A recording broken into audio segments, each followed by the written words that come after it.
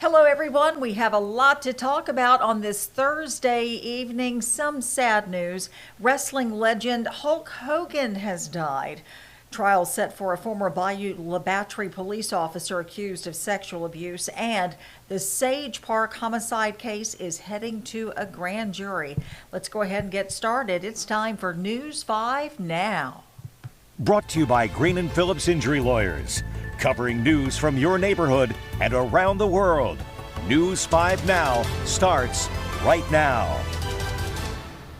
Good Thursday evening to you. I'm Roseanne Haven with WKRG News 5's Now. This is where we get to be a little more intimate, talking about the big stories and getting your feedback on some of those, and look forward to hearing what you have to say. We can stay connected. Let's go ahead and get started with our big stories of the day. Number 5, wrestling legend Hulk Hogan has died at age 71. Officials with WWE confirmed today Hogan passed away at his home in Clearwater, Florida this morning.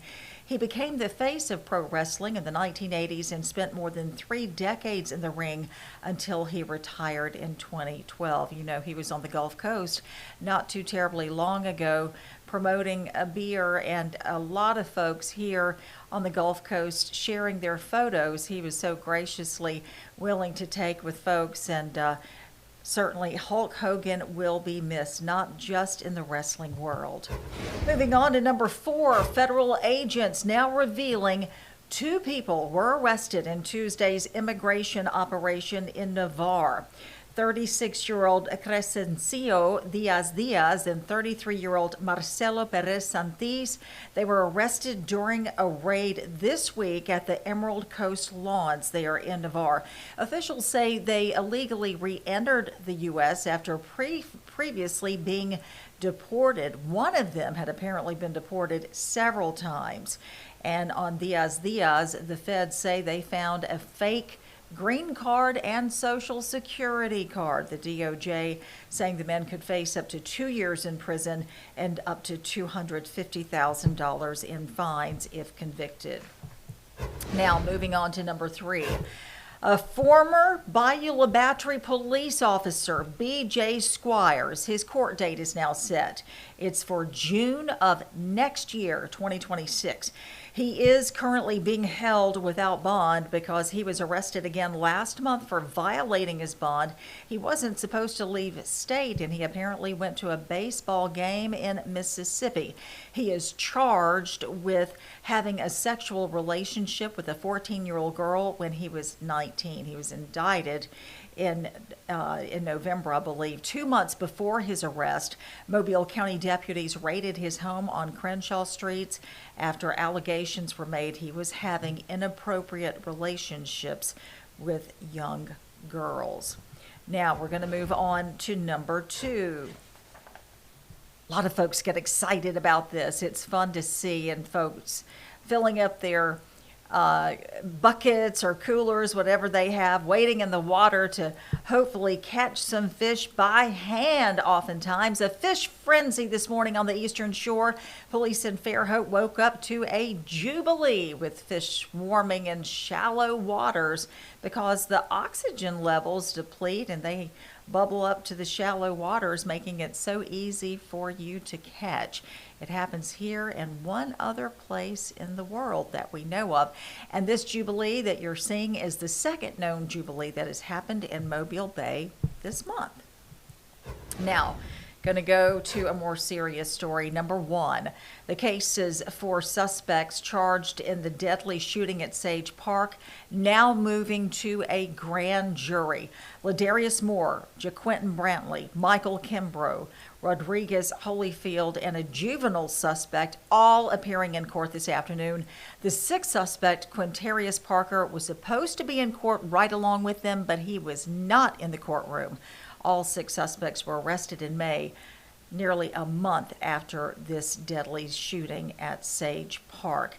We did have a reporter in the courtroom. We're going to have much more on this story for you coming up on WKRG News 5 at 6. And that, my friends, is a look at the big stories at this hour. Now, we're going to move on to our question of the day and share your answers. The question is, how do you feel about year-round school? You know, we had the story yesterday that Fondy Elementary is starting back up as it is having year-round school. A lot of folks like it, and some people feel like they don't get a long enough break for it.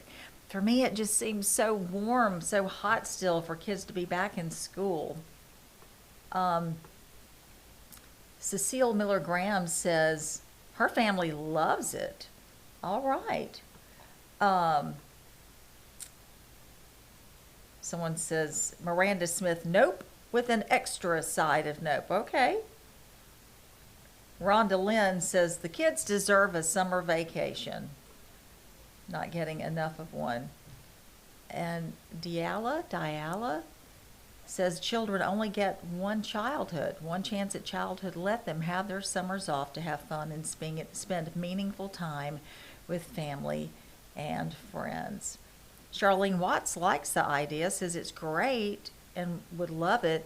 Students will still only go 180 days and they would still have 5 weeks break in the summer and all the holidays. So sounds wonderful to her.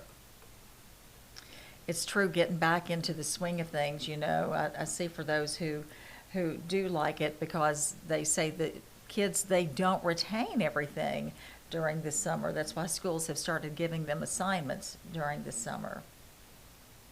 Lisa Harper says, most places call it alternative scheduling instead of year-round school. Instead of having a long summer break, it gives them more flexibility for different vacations. I could see that. Jessica Eldridge says, as a teacher, she would quit.